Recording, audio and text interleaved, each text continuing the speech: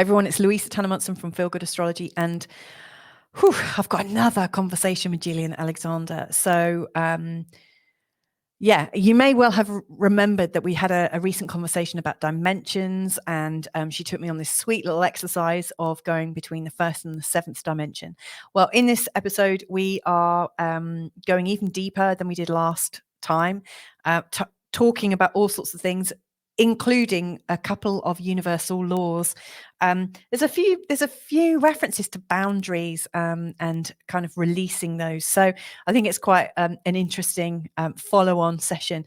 Anyway, I hope you really enjoy it. Thank you so much for joining us, by the way. I love that you're connecting. So let's bring Gillian on and share this experience once more.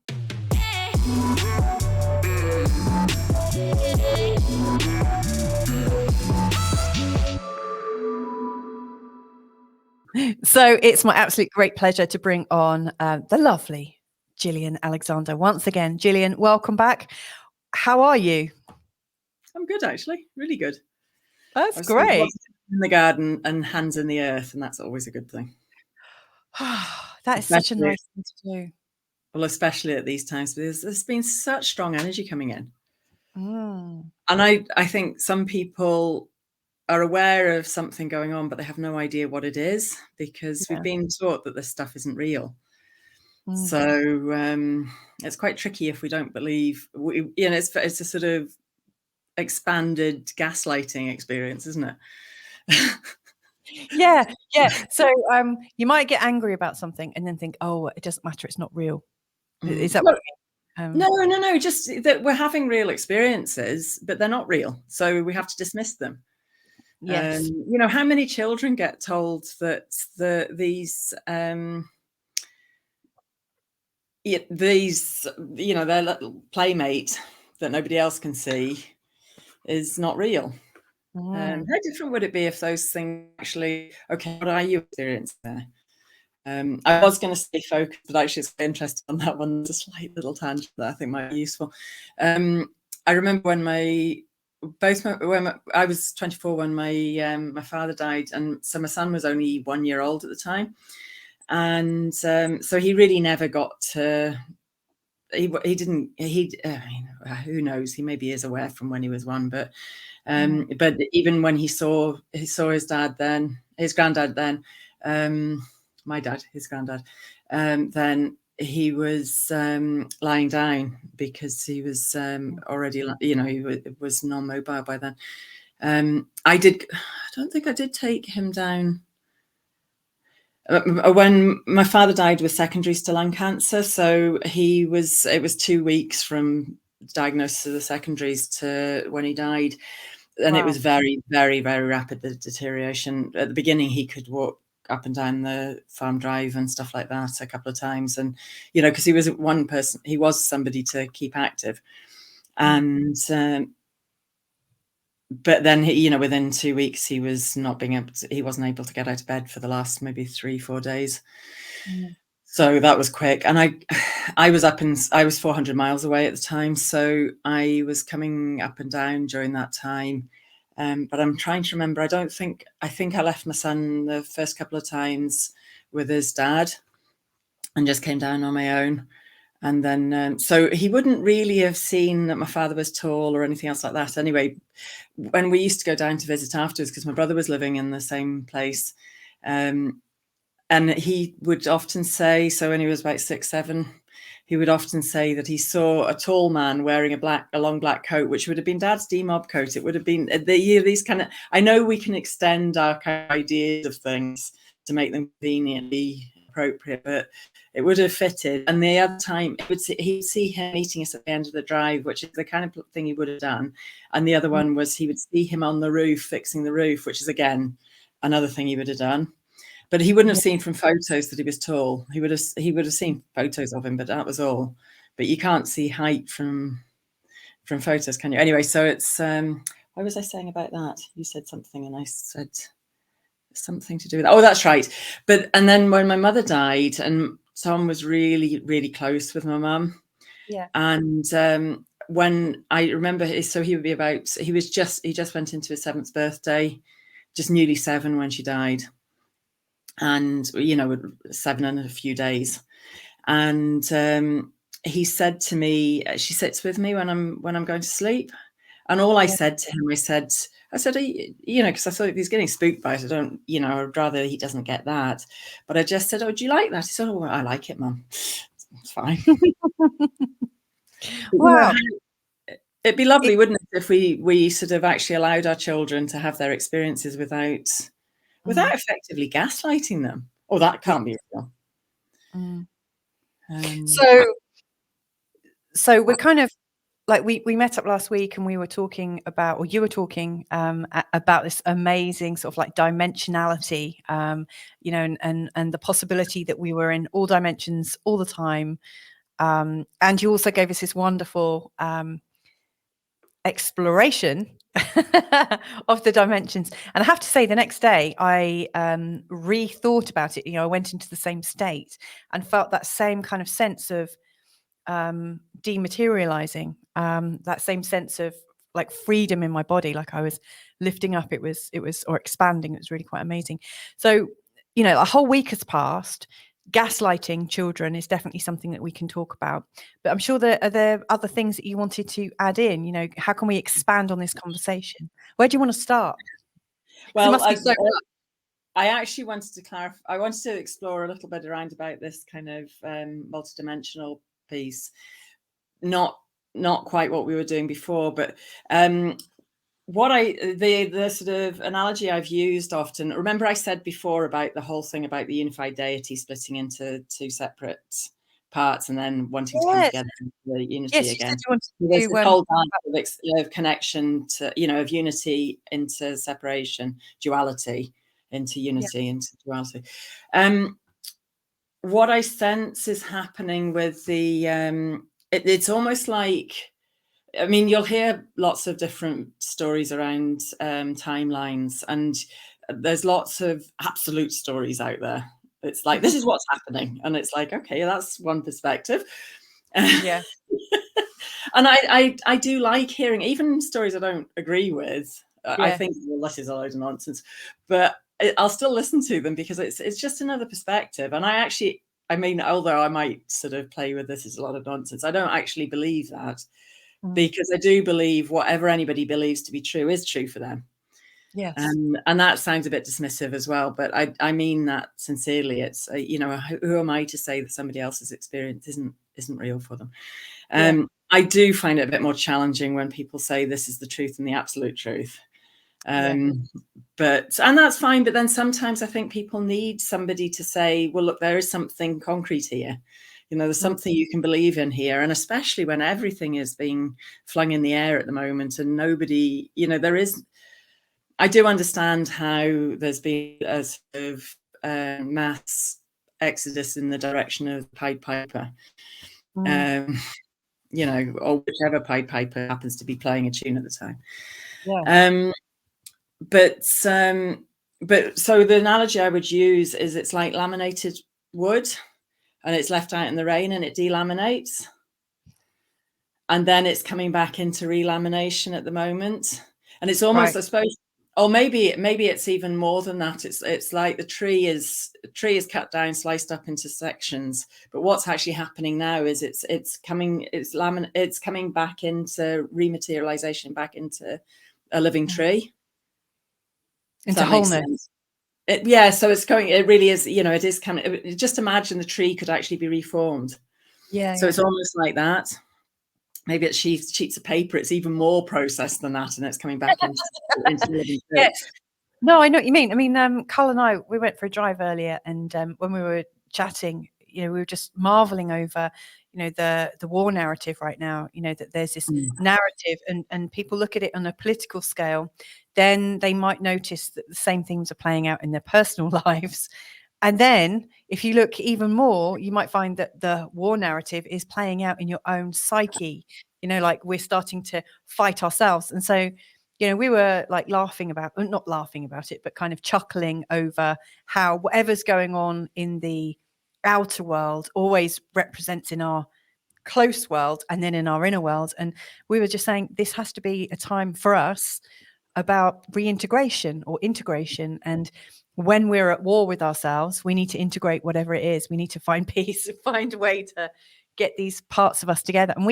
And in the way that it does happen, we've been challenged with that. Situations have come up in the last few days and we're going, ooh, didn't see that coming.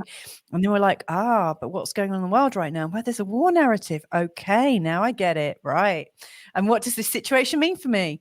It means that there's something that's not integrated. And so we've been playing with those ideas and having a bit of a chuckle about it. But yeah, it's not just really it's not just in our psyches, though, is it? It's in our bodies and everything, and also in our being. And when I use the term being, I did say last week that I asked, well, what do you mean by that? What I say, so I'm defining terms. When I say being, I mean the totality of our of that bit that is called Gillian for me. You know, that bit of existence is called Gillian. Gillian, that bit of existence. So, for instance, you know, when I'm talking about integrating all my parts, when I was saying that to Carl, I was thinking about it from all the parts that I consciously knew as this Louisa here.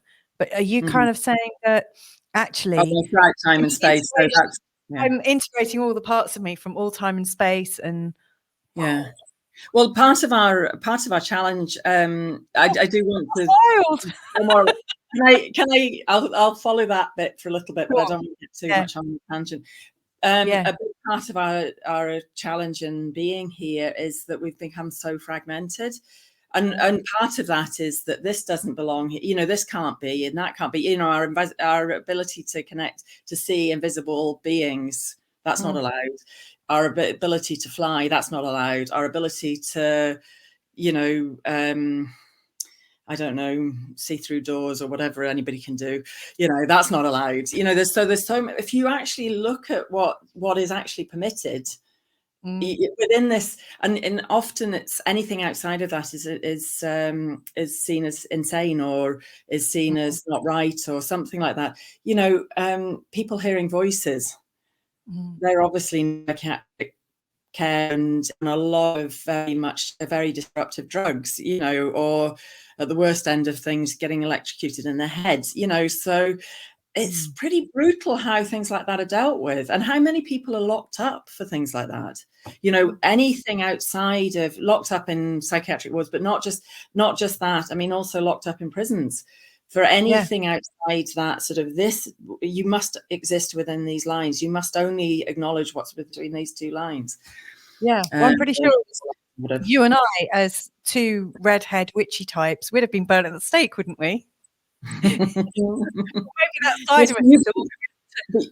But you can become one with the flames. That's fine. Yeah. You just become fire and you're okay. I mean, this is the other thing. So actually, that's something I would like to explore because, but so anyway, I'll come back to this sort of this sort of multi-reality thing. So as all the different realities come back together into a unity, so what you're having is everybody's going, this is what's real. And it's complete odds with this other one this is what's real. And then there's another one over there, this is what's real. And actually they're all real. And I mean, I'm not meaning things that just from different perspectives, they are completely at odds with each other, but they're very real. So they're complete conflict to each other, but they're still real because what's happening. So, I mean, I've sat and watched this stuff, and I've even watched it from the same people, you know, people I've known forever, and their truth is what they believe to be truth has completely flipped. And it's almost like so they've been trundling along at this level, and I don't mean this level being higher than this level. I mean, you know, they've been trundling along here, and then suddenly, and you know, there's another sort of thing here, and suddenly they've just switched to this, and then now that's truth. Does that make any sense? Yeah. Yes, I've seen it. It's funny because when I was doing that, I was thinking about train tracks, but it's a train, and trains jumping a line. Yeah, but okay, so use the analogies of trains. So trains can only stay, you know, they're designed to stay on train tracks. It's very similar to the way we've been taught to exist. So you've got the London to Aberdeen train, and suddenly it's heading off down to Paris. Sounds like a fun adventure, but yeah, I see the problem. You see what I mean? It's heading in one direction. It's not possible for it suddenly to be going to Paris, but it is. Yeah. You know, so people get on the train going to Aberdeen and suddenly they're arriving in Paris. So there's all of this stuff going on that shouldn't be possible, but it is. It's happening. Yeah. And no wonder people are confused. And I don't mean that they're wrong in their confusion. But okay, one perfect example of this, and I love that I've been watching this one and I'm loving watching it, is the flat Earth, round Earth. Oh, yeah. Flat Earth, spherical Earth. Okay. Both of them are true. Or what if both of them are true? Yeah. What if neither of them are true? That's an interesting question, because one thing I notice, obviously I've watched flat Earth things, and you know, it's not a flat Earth thing, and actually I never hear anyone ever ask what if they are both true, or what if they're both false, and there could be 3 or 4 or 5 different truths, and not many people seem to be answering that question, like what if actually they're all true and it's how it's perceived by us. I mean, yeah, it's a bit bonkers. Go on. Well, this is the other thing is, what happens if we're creating reality, which I think there's a fair chance of, you know, so basically if I expect to see a spherical Earth, then I'll have the experience of a spherical Earth. If I expect to see a, you know, what's it called, that macabre shaped Earth, then I'll have a macabre shaped Earth experience. Wow, you can start your own YouTube channel with that. I'm not aware that anyone. I have a Christmas tree shaped Earth, and it's Christmas tree shaped. You know what I mean? I mean, I'm talking about the little child shaped Christmas tree, but but we are such powerful creators. Yeah, I think it's perfectly possible that would be the case. This is where everybody's going to start going, she is a nut job. But anyway, it's fine. It's fine. But it's I don't really mind. So I do genuinely believe we are such strong creators. And so what I'm watching happening is people are genuinely having experiences that are utter conflict with the next person's, or contradiction to the next person's experience standing next to them. So, you know, for folks that believe that there's non-human life living amongst us, I don't mean animals, sorry, humanoid non-human life living amongst us, I think it's perfectly possible and perfectly likely that it exists. For those that believe it doesn't exist, I'm sure that we spoke about sort of what we call death before, and I'm sure that's what happens to people when they go through that transition. For some reason or other, you know, all of this kind of constructual, not contractual, constructual sort of limitations on a release of that, because we don't told, there's no really strong construct beliefs around about what happens after we die, is there? You know, there are some, but there's enough different ones of them, I think, to leave space for people to have any experience after that. So I suspect that once that is, you know, the construct sort of pulls on us, after that we will have the experience we expect to have. Yeah. So those who expect to go to heaven will have an experience of what they perceive to be heaven. Those who, you know, expect to just have nothing after that will have the experience of nothing after that. I'm pretty certain that will probably be the case for, I'm pretty certain that will probably be, sorry. I'm pretty certain that will be the case for people. Yeah.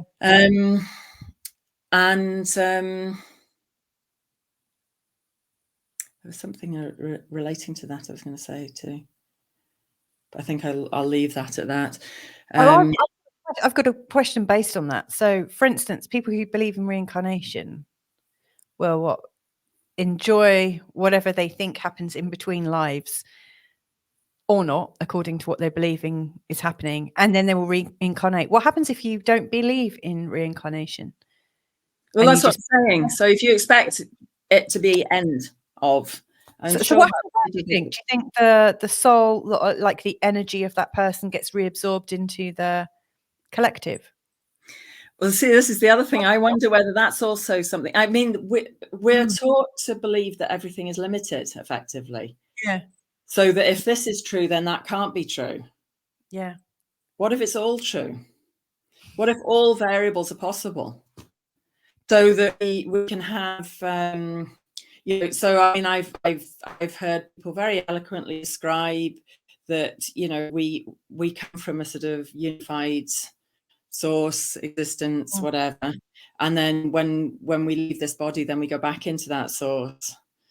And then others very eloquently describes that this little pocket of source or sort of unified existence is always going to be identified with different names. Currently mine is Gillian, yours is Louisa, but it's always going to be that little pocket traveling through existence. I mean, what my personal experience of it is that I have got connections to what some might call past incarnations or past existences or whatever. But my personal experience of that often is that is there such a word as cotimeous? But it's like, what's the word? There is a word, but it's not that word. It's they're all at the same time. Oh yeah, located in time and space, basically. Even though I sort of perceive, my mind would separate them into past, present, future, but I actually experience them sometimes. There's a sort of almost like pushing through time, so that they're in the same time and space. Yeah, it's funny. It's funny. About 6 years ago, or maybe 7. It was around the time when I met you. Actually, I read a short story, and I think it was called The Egg, and it was shared quite like a lot on social media, I noticed. And it was talking about past and future lives. And at the end of it, there was a little bit of a twist. And I can't exactly remember how it all came together, but the ending of it was that every single life that is currently taking place, like every single person, is actually you. Like you are, like I am you, you are me. And it was such a mind twist at the time. I was like, whoa. I was like almost knocked out by the truth of that, or the story of it. But it actually feels like there's something to it. Go on, you're going to say something. Well, if you look at that, right, so I mean, this is the joys of having a sort of supposedly scientific background. So I can explain that through sort of almost like in sort of construct science terms, because effectively what I know of you is all through my own filter. So effectively I'm seeing the reflection of myself in you. I can't perceive anything that I don't know in you. Yeah. So I will only see what is me in you. So effectively I am seeing you. When I look, I am seeing me when I look at you. Does that make sense? Yeah. Yes. Yeah, complete sense. I can't perceive anything in you that isn't known to me, and it'll only be known to me through me. And then also I will blank out certain things through my own filters, which come, my own filters that are created through my own experiences. Oh, I love this kind of talk. I want to just pick up on something that you were saying about, like when I was joking about us being burnt at the stake, and you saying, absolutely fine. All you have to do is become the flames, like become the fire. I recently interviewed somebody called Serena Faith Masterson, and she went through some very, very extreme situations. She was horribly tortured and abused as part of a program, and she was routinely drowned. And she was connected up to like electric, I don't know how to describe it, almost like nodes, to see what was going on in her brain. How was her brain functioning? How was she surviving being drowned repeatedly? And what was discovered, what she later learned about herself, is as a child, she knew how to still herself in that moment of absolute terror and having no option other than to drown. In that moment, like her consciousness became the water. She literally kind of floated up. She just became the water and survived and did it again and again and again. She never knew how she did it, but it just kind of happened. So I just wanted to add that in before I forgot, because people listening might go, become the flames, how'd you do that? And I'm really sure, like, you hear about people who like mums or dads, they see some kind of crash and they rush up to a car, and in that moment they're able to lift a car up to pull somebody out. You know, we can do all these things when we kind of suspend the beliefs that we have about ourselves and our limitations. Sorry, I just no, why are you sorry? That's perfect. No, Yeah, I mean, this is about you actually, and we're co-creating it together. But I want to hear more from you, because your experiences of dimensionality are, I think they're worth listening to. So tell me some more. Share some more with me. Where do you want to go now? well, it was interesting because I did sort of listen to our last chat before coming back on this one, and I did mention in that, I didn't think I had done, but I did mention in that I don't actually see them as individual dimensions. It's basically, it's a gradation, or it's a sort of continuum of more, you know, less expansive through to more expansive. Yeah. And I don't see it necessarily as more solid to, it's just less expansive, as the best way I can describe it. Yeah. Because we also tried to explore that I don't believe in things being solid, but that's another story. One of the things I did want to sort of play with this time, but we'll do that maybe towards the end of this. Just sort of, we'll do a little exercise as well in terms of becoming more expansive. So yeah, the other thing, what you were describing there about becoming, whatever, to me, that's about merging. So when we merge, we become. Yes. So when you and I were connecting before, we were basically becoming, you know, we were becoming a Louisa Gillian bubble. Does that make sense? Energetically, we were.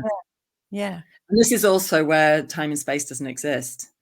Because however, I don't know, my mind doesn't make sense of that. So however far you're theoretically away, you're not really.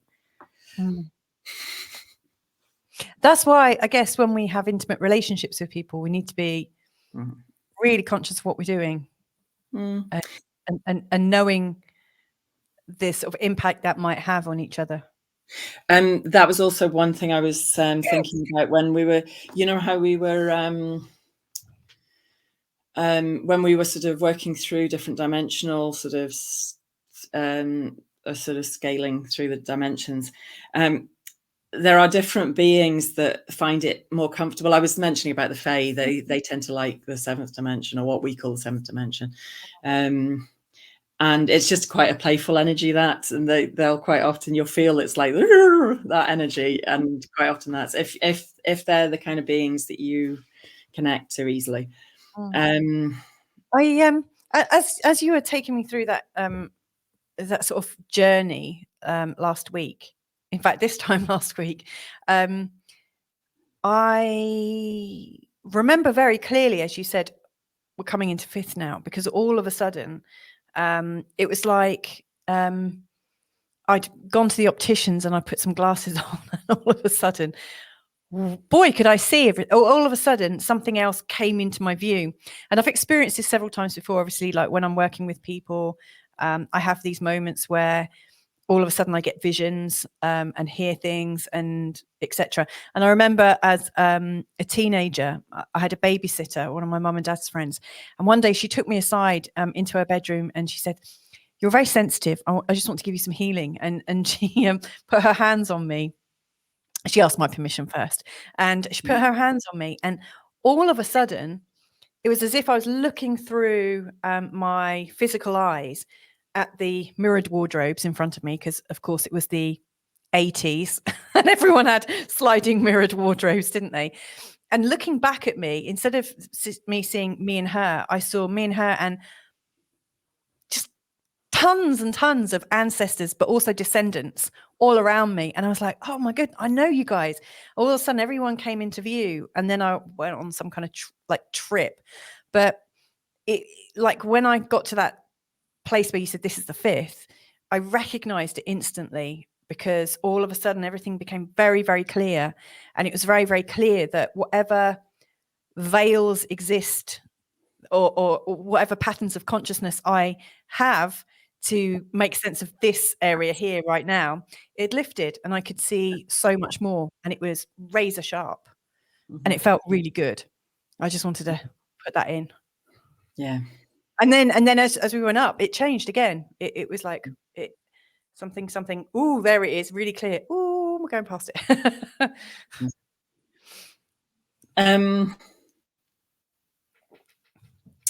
What was I going to say? Yeah, thanks. Actually, I want to come back to what you've just been saying about seeing stuff as well, but there was something else I was going to say there too. But anyway, actually, since you've said about it, we might as well say that. Oh no, that's right. So I was saying about merging. So when we merge with things, we basically become them. So that's why. So if we merge with so if we merge with water, we become water, and then you can't drown water if you're water already. But also if we, I mean, this is why a lot of the supposedly physical issues that we experience, we must be very good at creating those and holding them fast, because otherwise they can't exist. And that's not me, blaming people for their own experiences at all.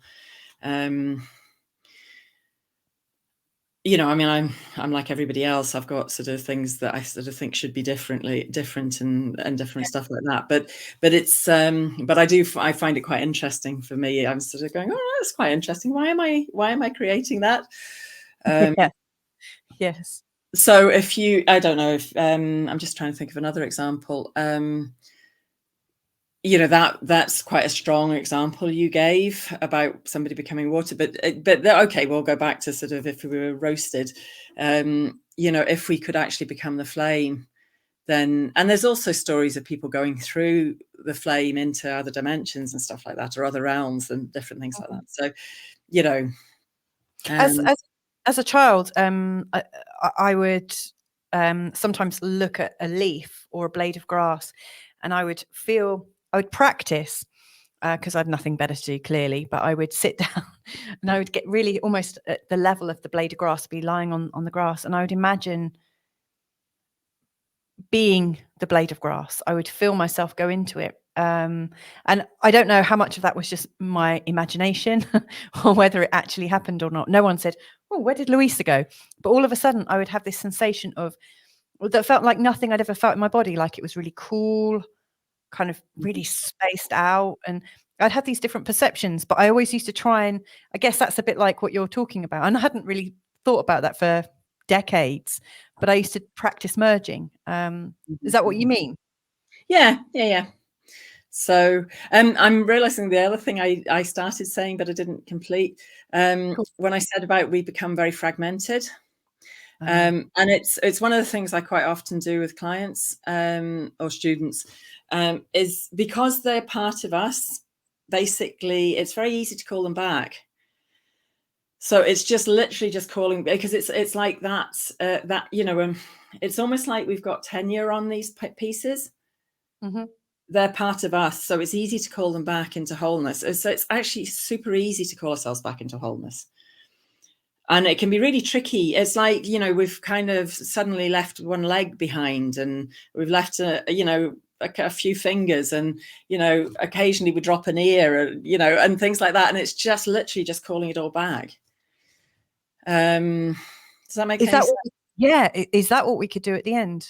Or no, today? No, that wasn't actually what I was going to do. But it's actually, but you don't even need to practice that. We don't need to go through an exercise for that. Literally, this is part of universal law. There are certain universal laws. I mean, I've seen remember last week we were talking about we were saying sort of the lines between different realms are getting fudged. They're getting a bit more interchangeable than they ever have. In my lifetime anyway. But so I would have said that was, the dead stay in the dead side and the living stay in the living side, but that seems to be moving a bit. But there are certain universal laws. I've kind of been watching. I watch patterns.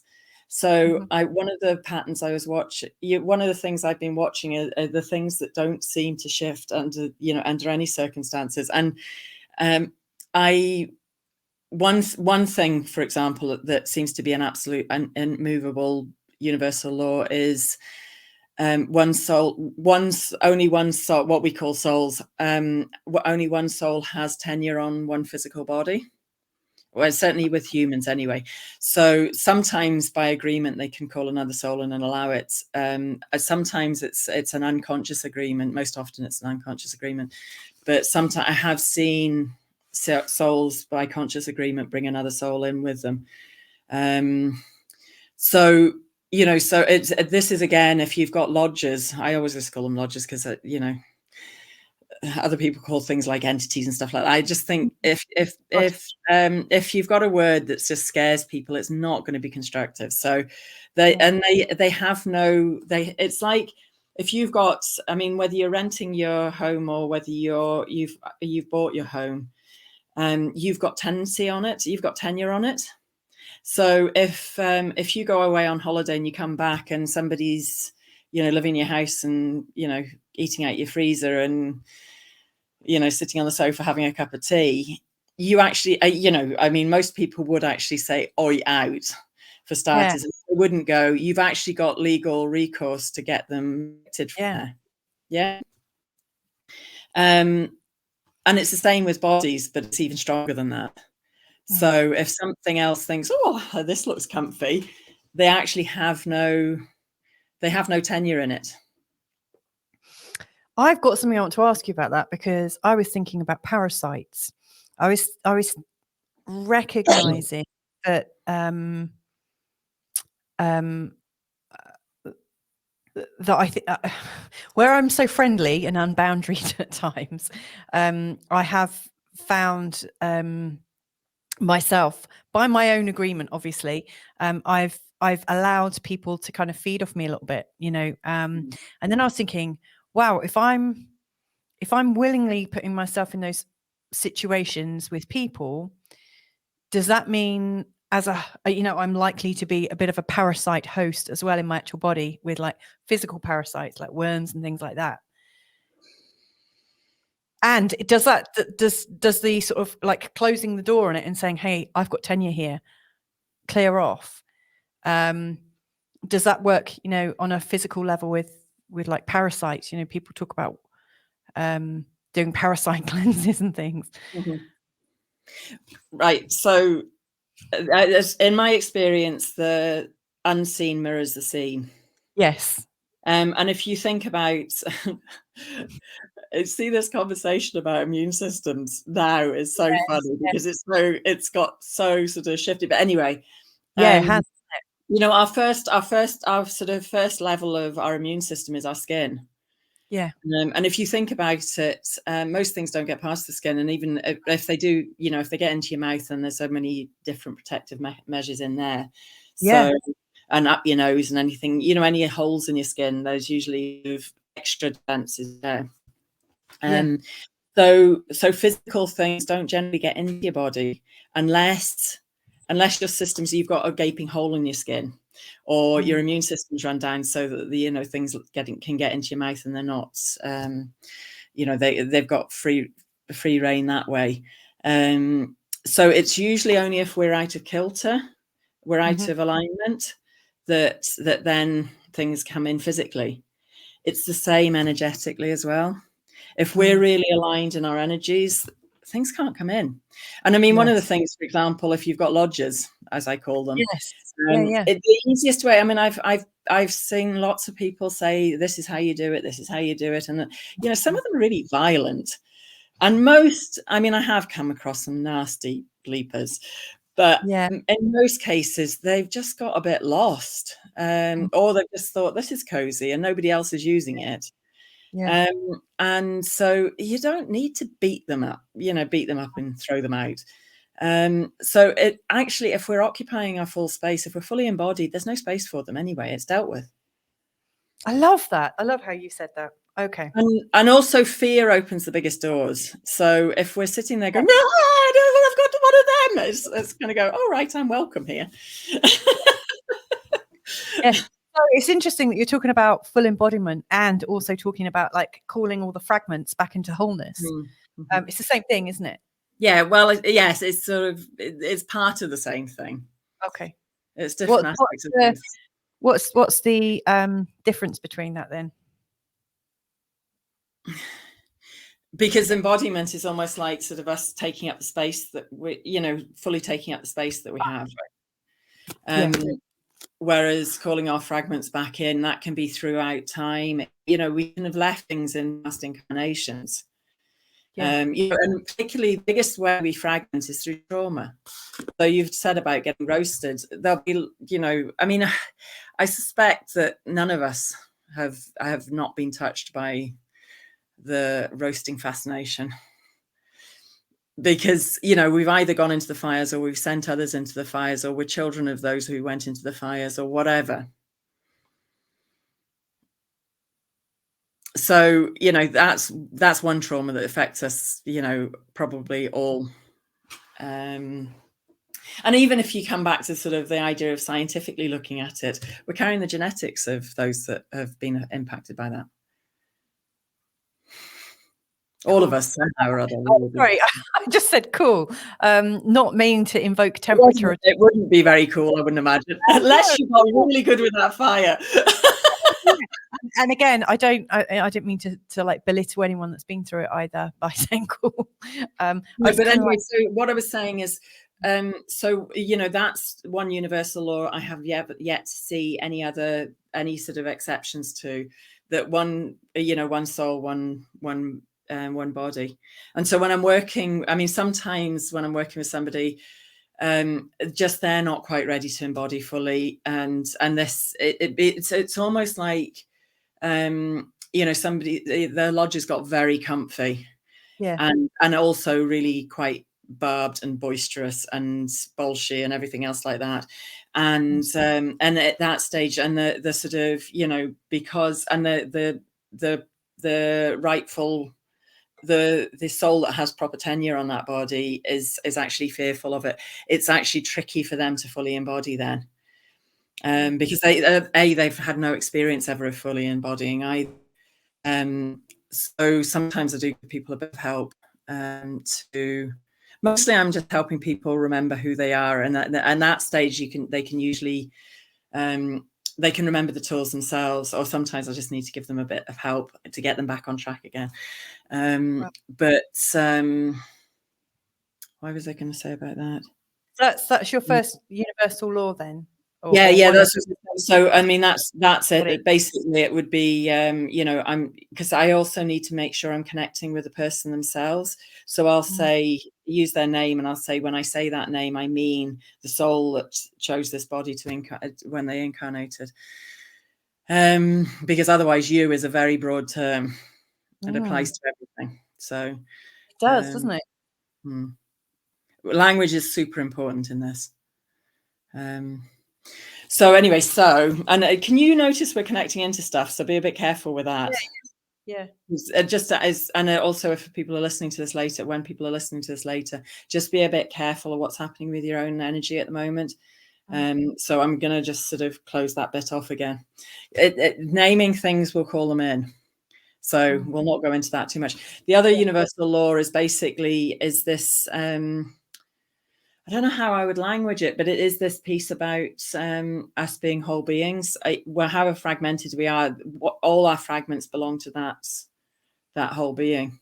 Does that make sense? But it's not very.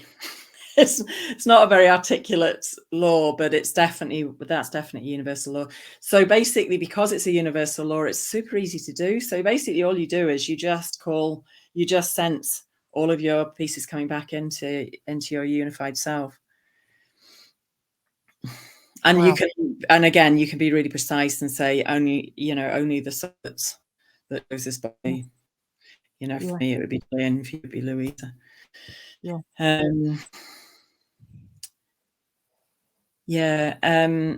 And those are the two that the only two at the moment that I'm really aware of, but there's others as well. I can't think of any others at the moment, but those are the two I work with most as well. There was something I'm getting a sort of just check my notes, because there was something you said last week that I meant to.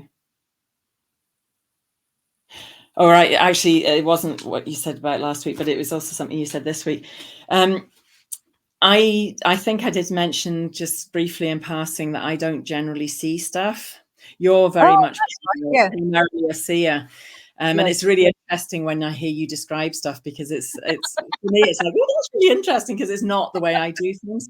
I sense with me that I did shut down. I have shut down seeing, because it's much easier for me to blank things if I can't see them.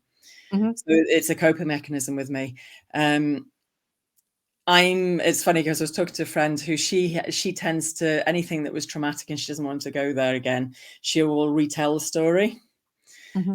I don't want to go too much into it. I mean, it's somebody so I don't want to go into too much. But she had a very, very repeated traumatic experience when she was 16, 17, and she retold the story completely. I mean, like, you would not believe it was the same story. And whereas with me, I just blank them. It's like, or bury them or whatever. They just don't exist anymore. So that's my coping mechanism. And then I will sometimes go back. Well, I will usually go back and go, okay, I know I haven't dealt with that, and now I'll deal with it when I've got the space to do that. But so one of my things is, if I can't see it, it doesn't exist. And I can do it. It's quite remarkable how, my house can be an absolute moga, but it's perfectly fine. It's very handy. I remember my mother getting new glasses, and she says, it's terrible. She says, I can see all these cobwebs now. Now I said, well, just take the glasses off when you're dusting. Just use your old glasses when you're dusting, and then you're none the wiser, are you?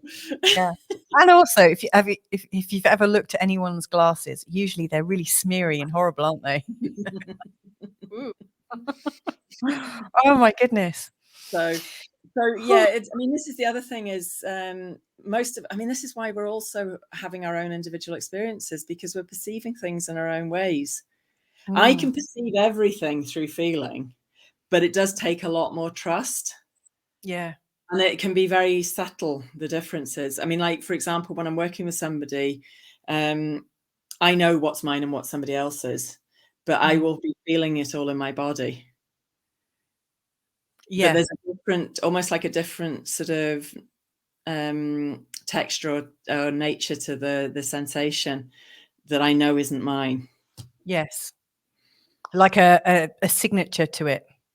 Yeah, probably. Yeah. It's interesting, because I remember probably about 5 years ago, I became aware that there was something that I was feeling, and like when I tuned into it, I realized I was picking up on something that wasn't mine, and that was the first time I'd really been aware of that.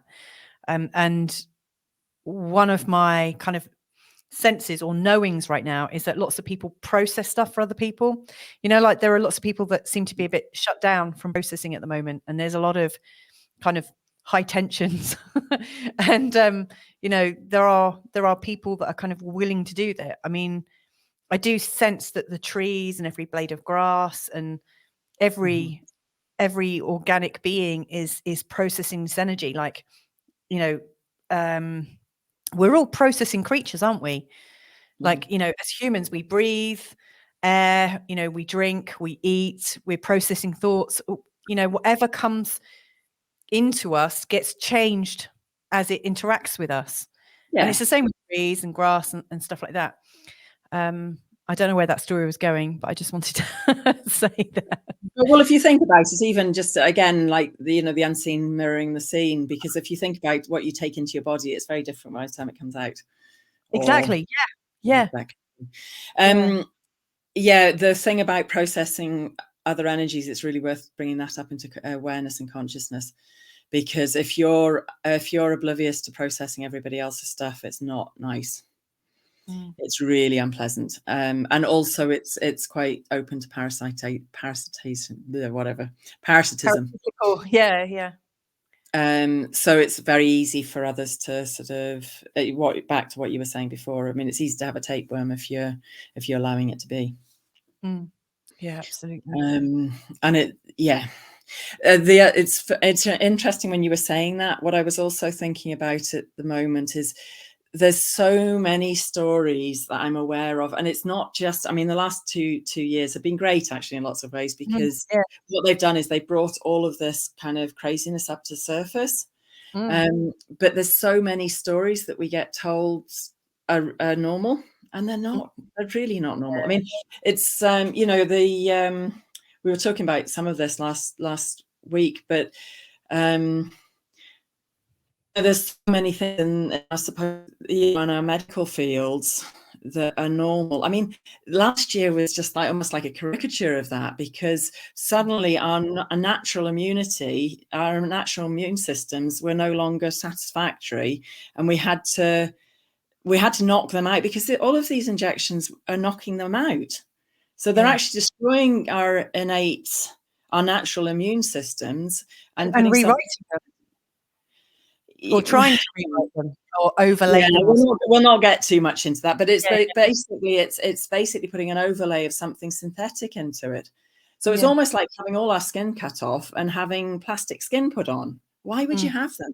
I mean, you see it with people who are, well, you may get breast cancer, so get your breasts removed and get silicone breast implants, which actually are carcinogenic. I do not understand that.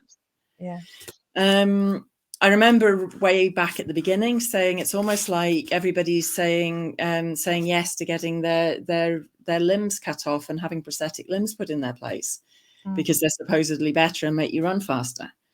Yes. You know, which makes no sense. Yeah, I have to say it doesn't really make much sense to me either.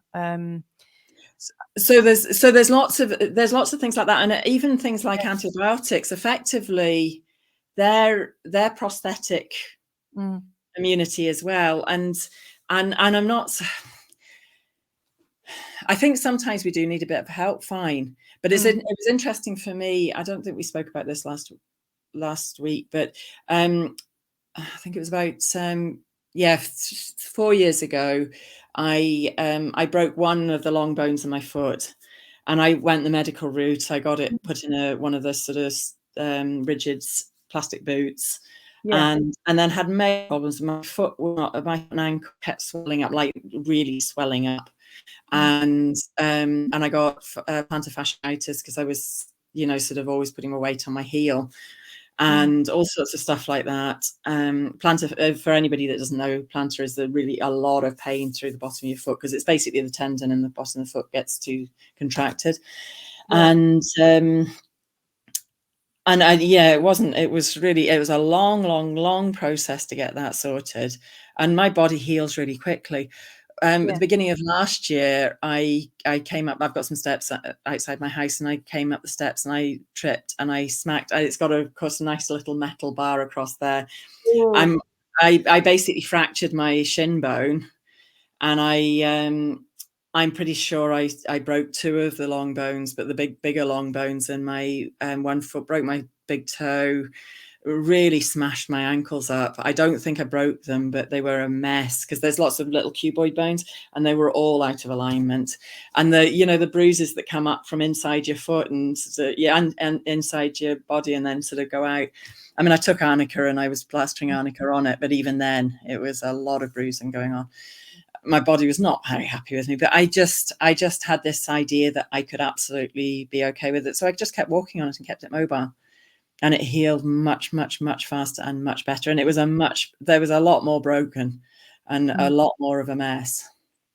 So a lot of these systems, I'm not sure that they're doing us any favors, but they are an experience too. So, I mean, and I don't doubt that I arrived here at this time to have these experiences. So,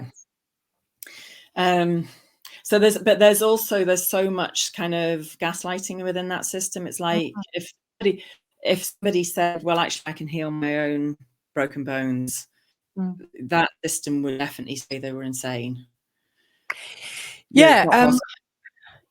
I mean, I'm really, really sure that you would be absolutely kind of like if you did that to your children, for instance, you said, oh, my children, I'm going to let my child heal their bones naturally. You'd have your child taken off you. And yet there is some truth to it. I mean, our like, for instance, like people say that, you know, like once you lose your enamel on your teeth, you can't regrow your teeth.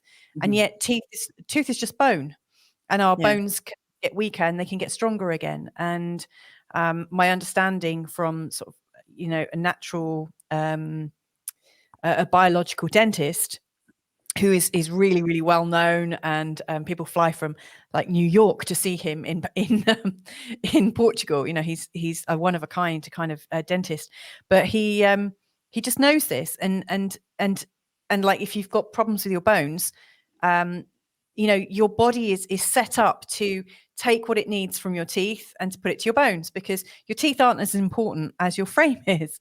And then, you know, when it's ready to get that balance back, you can get that balance back. But of course, all of these things take time, don't they? I interviewed somebody called William Linville on my show last year, who it's funny that you're talking about one soul, one body, because he's somebody who is a walk-in. And so he was talking to me from his positions of walk-in, you know, from where he's like walked into this body and taken control of it by prior agreement. And he had a problem, I think maybe with something with his foot. And he had the choice of healing naturally or using medicine. And he says he knows he can heal everything naturally through understanding the way, you know, the universe works, how energy works. But he also said that he wanted to, you know, he didn't want to have to sit down and wait like 6 months for it to heal naturally. You know, he wanted to engage, you know, in people who are training, you know, and so like we always have the choice on how we want to do it. And in that moment, he wanted to give the experience to the people who train to do that job, to do it, for him to not have to concentrate on healing all the time. So there are swings and roundabouts. I think it's really dreadful, actually, that we live in an age where we're told how we must heal, and that we're not taught that we're the masters of our bodies. You know, we're not given the teaching to be able to connect to that. Yeah, I've had experiences like that before. I mean, I got Lyme's disease. I mean, I've had tick bites before now and never had any problems. But this was one time, it was almost like I was, okay, I'm going to have this experience now. And it was really interesting because I don't take antibiotics for anything, I would have said. But it was like, okay, engage with, I was getting this really strong sense, engage with the medical system and go and get the antibiotics. Yeah. And it was really interesting with that one, because I just wouldn't normally do that. But it was this, like, actually, every now and then I need to plug into these different systems, because actually that's what's real for me at that time. And we are co-creative. We are connected people. And sometimes you do need to use each other and work with each other. I had the same after I gave birth to our youngest. I got a really nasty water infection. Couldn't clear it. I tried everything, and I was really determined because I didn't want to have antibiotics with a newborn having milk. So I was on vinegar, all sorts of different things, trying to shift it. And after 3 weeks, I was getting sicker and sicker. And I was like, okay, time for the doctors. And, you know, and he wasn't injured, but, you know. Yeah. So, yeah, we probably have time to do this expansion thing, because it does take a bit to come back in again. Would you like to have this a bit longer so we do that? Yeah, let's do it. I have to. I've got 20 minutes. Oh, no, that's fine. I'm going to do a sort of, I think I'm going to just do a very gentle version of this, because I've tried the dimensional one before, but I've never tried this before. So, so we'll see. Okay. But what I'm going to do is I'm going to do it a little bit more consciously in terms of, okay, now we're going to merge. So it's just, if nothing else, people get an idea of, okay, this is really what merging is about. So if people are following at home as they're listening, what instructions would you give them right now? No, just usually it's a good idea to have your bare feet in the ground, just even in carpets or whatever, but just get yourself comfy. So if you're likely to be a bit floaty if you've got your feet, but not for everybody. I mean, some people can sit cross-legged on a chair and they're perfectly comfortable, and they're not going to be flying anyway. If you do feel floaty, maybe just bring yourself back in again and just don't do this bit. So what I said last time, that I normally keep myself cloaked, so you can feel that we are distinct, and then I'll start sort of leaving myself open so that you can actually connect with me. Can you feel that? Yeah.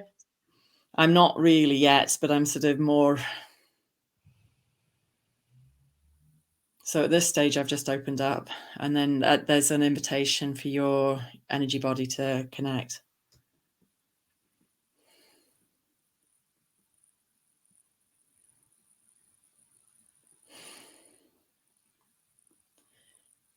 And can you feel that we're connected now? We're connected, but sort of also in our own bubbles and in a joint bubble at the same time. Yeah. Okay.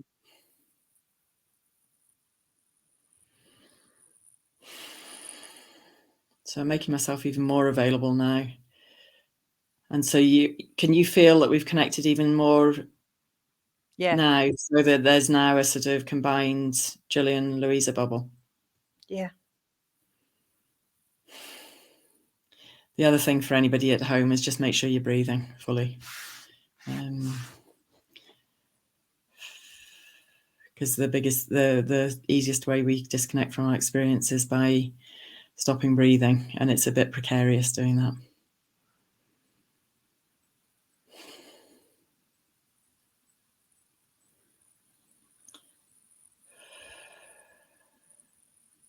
I'm just be careful with how far we go in terms of expanding, but I'm just expanding slightly at the moment. Can you feel you're sort of getting more expanded? Your physical body is getting more expanded. Yep. And I'm also, with every breath that you take, it feels like I'm getting more warmth in both of my hands. Okay. Almost as if we're holding hands, if that makes sense. Yeah. Okay. There's also stuff going on around. I've got my eyes open so people all see what I'm doing. Just around the back of the head, so the base of the skull, there's stuff going on there.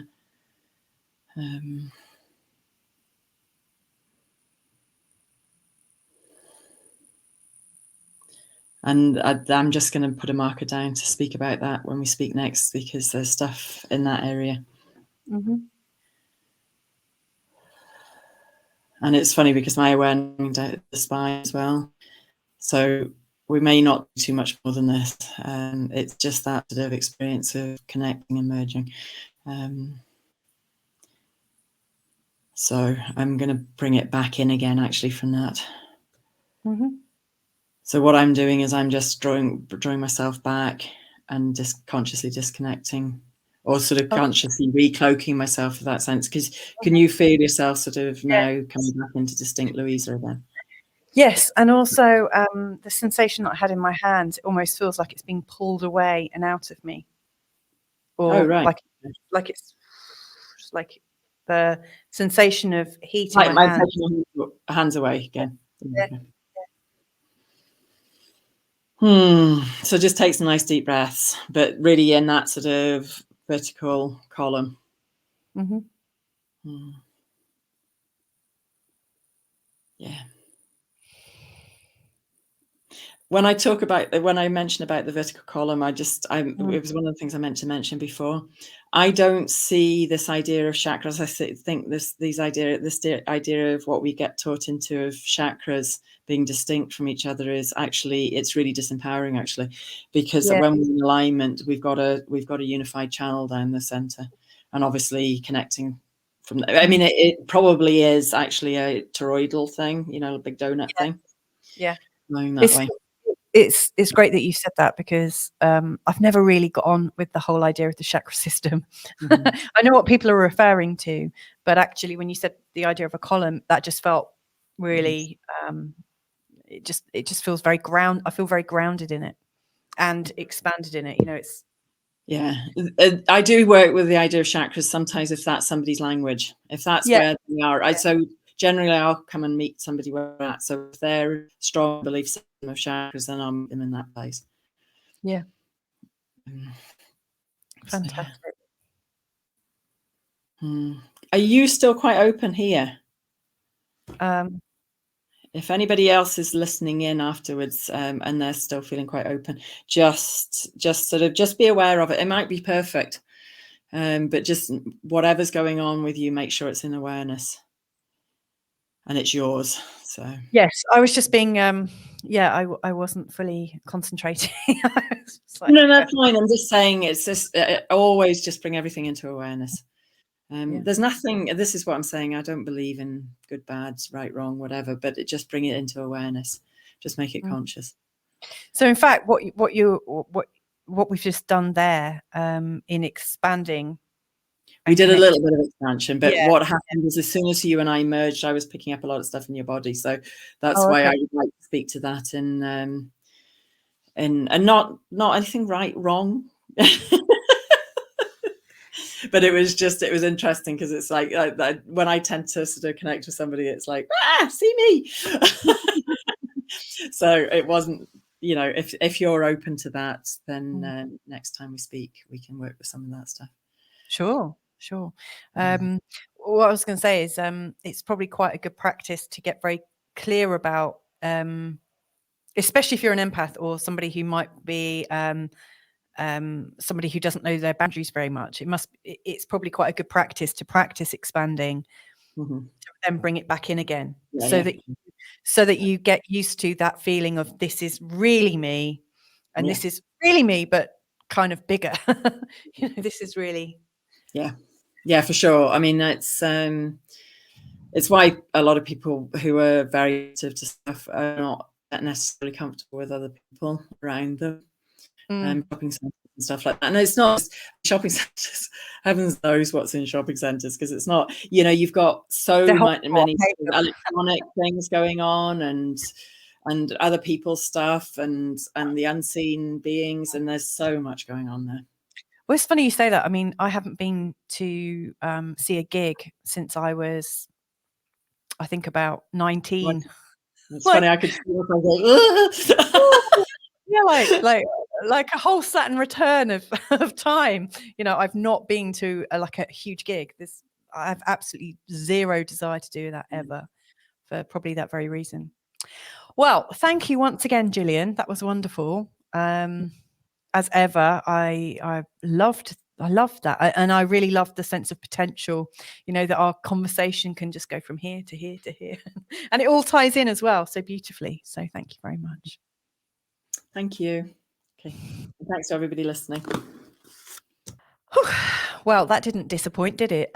Gillian is awesome. She's great as ever. We've gone even deeper than we did today. It's really funny because right at the end there, she was talking about something at the back of my head and I was just feeling itchy. I don't know. It's all energy, isn't it? So I hope you enjoyed that. I hope you found it useful. Obviously, if you did, then leave a comment. Let me know. How did you find it? What would you like to see more of? Because I'm pretty sure Gillian wants to come back and talk some more and go even deeper than we did today. And I absolutely know that she's completely she's just the right person to do that, with. So expect more from Gillian and I. Oh, back of my head again. If you'd like to reach out to Gillian, if you'd like to work with her directly, then please do check out the links below. That's where I've put her details. And if you've enjoyed this and you want to see more of them, then please do subscribe to this channel. Don't be afraid to click the notification bell, because every time I release a new show with Gillian or other really cool feel-good guests, then you'll get that notification in your inbox. Anyway, lots and lots of love to you wherever you are in the world. Thank you once again for joining us. Lots of love. Bye for now. Hey.